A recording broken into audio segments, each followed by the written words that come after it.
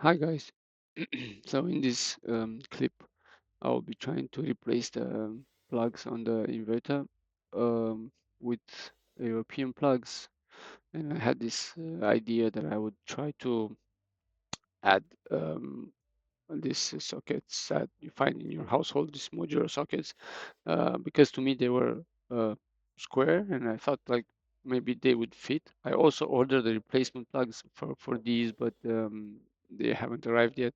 I will film that also when they get here, but until then, I thought I would try to replace with what I had in hand. This this inventory is quite good. I've tested it in the previous clip, so it works really well. But the plugs are really poor quality, and I wouldn't trust them with a 5,000 watt load. So right here, I'm opening the case. It's only held with 8 tiny screws, and after that, that's pretty easy to open. As you can see, the inverter itself is pretty sturdy. The frame it's aluminum, but the wires used inside are not the best. So you can see that these are uh, just bridged together from one to another using 4 outlets. I'll be installing 4 new outlets on this, but I'll try to do a different setup than what the factory had did here. So first step was to remove the screws, and now I'll try to unclip and desolder the cable. So I will start to measure and do the cuts. Um, the soldering uh, here it's really poor quality. I mean, not the soldering, but maybe the solder that they used, uh, or the heat. Not enough heat. I don't really understand what happened here, but I wouldn't trust these at all. Uh, so yeah, I'll try to replace also these wires. It has only 2 clips here. It's really easy to remove. You can see just pop those up, and then it comes out really easy. So yeah, these might work, but I wouldn't trust them with a 5,000 watt load. So I'm using this modular setup that you'll find inside your house. These are built by a pretty big company. Uh, we use this quite a lot in Europe.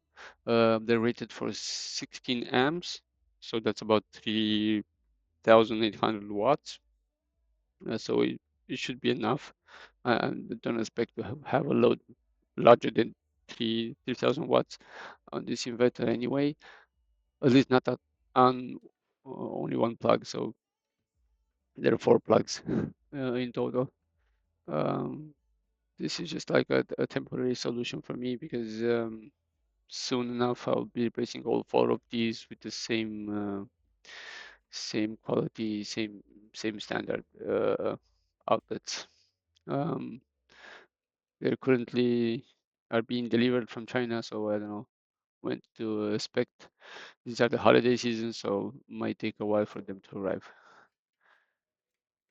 You can see the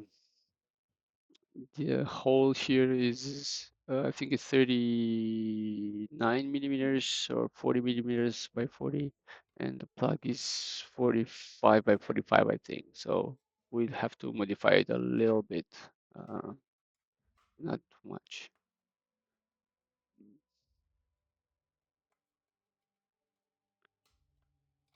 I plan to use this inverter for my battery backup system. I have a battery backup system just in case. Uh, yeah, so these are the plugs. These are the new. This is the new one. It also has a cover. So yeah, it's a little bit bigger. It's only 5 millimeters bigger, so it shouldn't be that difficult to modify. The difference here is that there is no points where I can solder the cable, so I would have to use some crimping tools, some crimp, and we'll see when we get there. So as you can see, the original plugs are 35 millimeters, and I think the new one is 40 or 42 or something like that. So yeah. case is aluminum, so it shouldn't be really difficult to open. So yeah. So I'm guessing a 41 by 41 square should do the trick. There's plenty of room inside the inverter, uh, so it should fit quite well.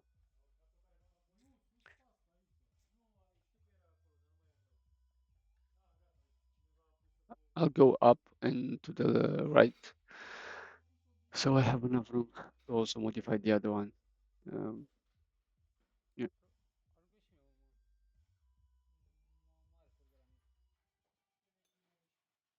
I had a clip where somebody said that there was no voiceover or no captions on it, and it gave me a thumbs down. I usually don't do voiceovers because English is not my first language, and I find it difficult to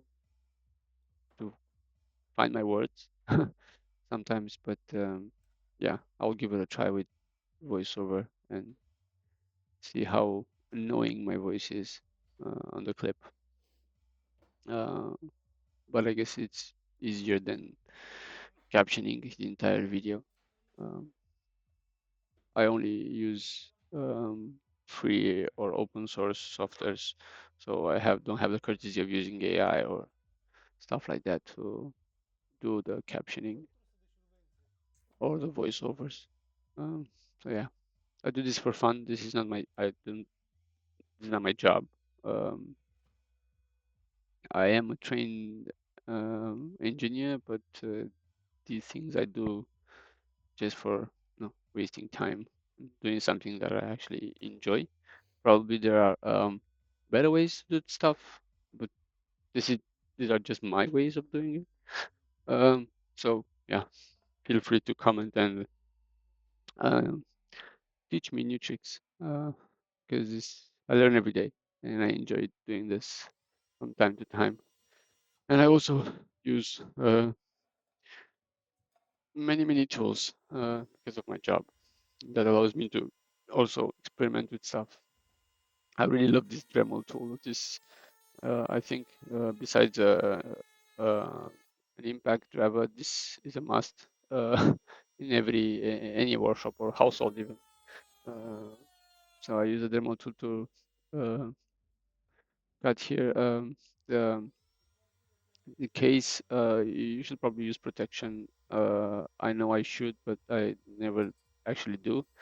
So yeah, don't, don't do don't do it like me. Use protection.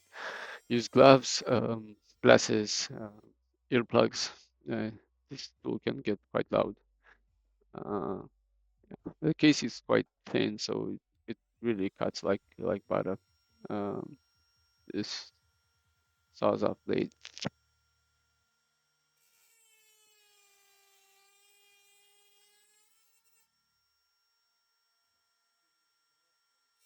I will be making mistakes as you would see, but it doesn't have to be perfect. It just has to work. Uh, so yeah, you get better every time. You can actually see the dust particles flying off, and at the end, my clothes were filled with this aluminum dust. I don't know how dangerous it is, but yeah, I think as long as you don't have a flame source around it, you should be fine.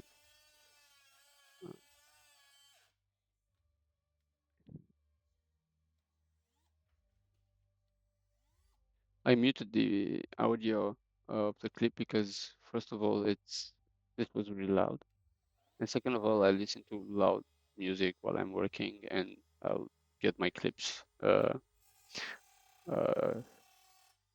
I will get warnings from YouTube for using music on it.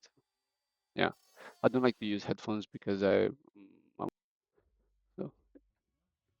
it took a few seconds for me to cut this open, and then I use a file to do some fine tuning, but it came out pretty well from the get-go. Yeah, just a little bit of filing here and there, and just to make it at least look square. Yeah, it's quite soft, so this worked really well.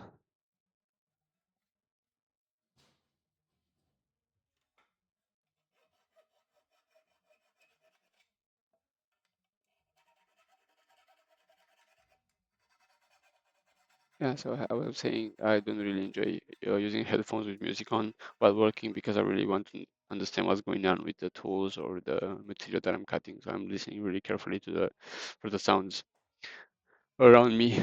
Yeah. So yeah, that's the case. It's pretty good. I don't really enjoy the size that well, but yeah, it fits. I just want to finish off the edge on it because it's quite sharp. Um, Even though there's no wires touching it, I would like to have it as gentle as possible.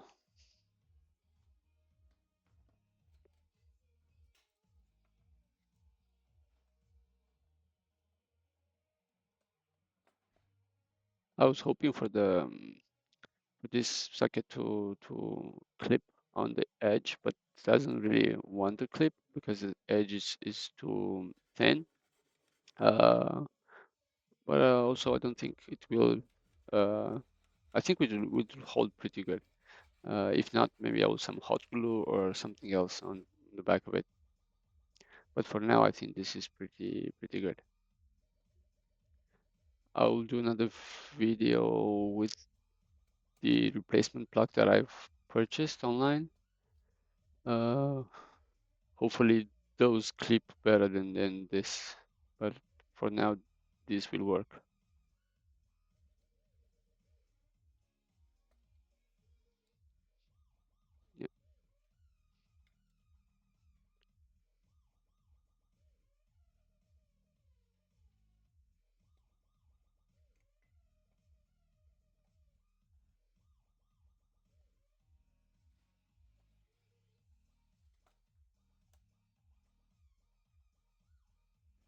Yeah, looks good.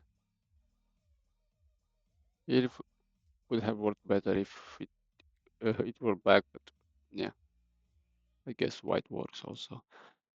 So right now I'm trying to fit some um, crimp ends on this. Some we call it ferrules. I have no idea how it's called in other languages. Um, some just like small metal tubes that get crimped on the end of the cable.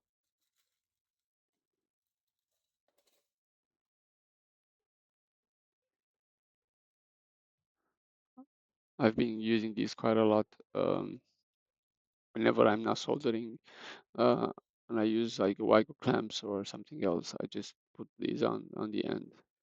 Uh, I really enjoy using these and the Wigo clamps. The Wigo clamps looks.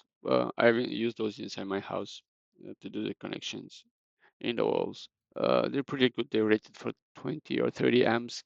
Uh, I don't think I will ever use more uh, than 5,000 watts. Uh, so if you have like 30 amps, it's good for almost 8,000 watts.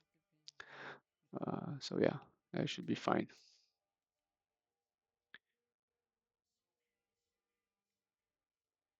The reason I'm using Wago inside this because I'm thinking to change those wires from the board using a little bit of a higher gauge wire, thicker wire. But for now, for testing, I think this will work just fine.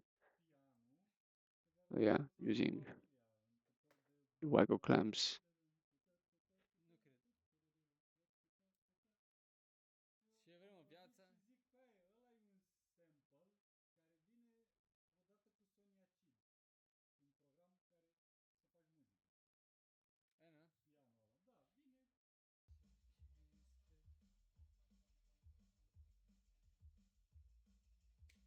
I use a scrap piece of cable to connect from the clamps to the socket.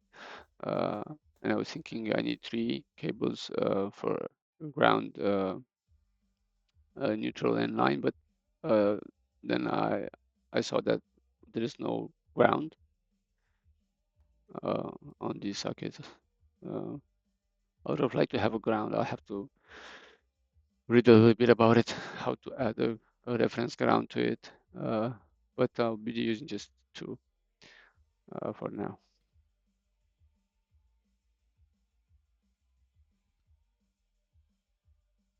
I'll keep the insulation there just for extra protection, let's say.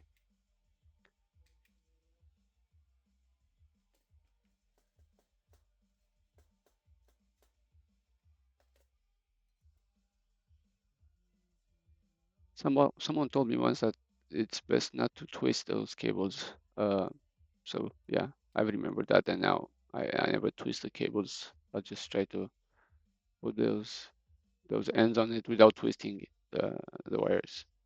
I don't know if it helps or not, but it works like this.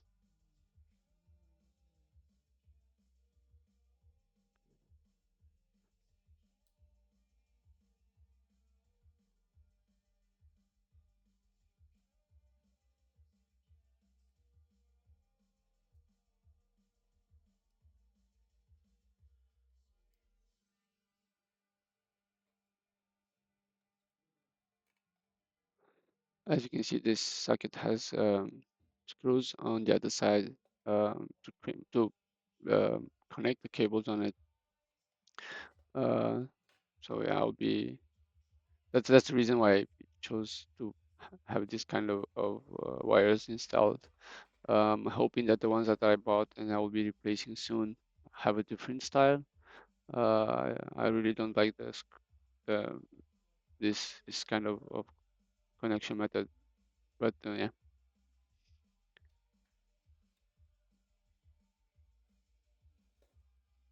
the screws are hidden behind this plate. It took me a while to figure this out. I've never installed these on anything as of now.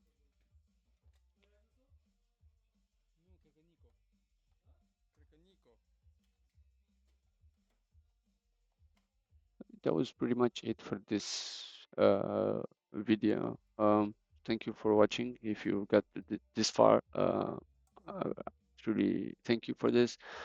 This is a small channel. I'm trying to grow it um, using my free time and free tools. So if you enjoyed it, please comment or like or share or whatever.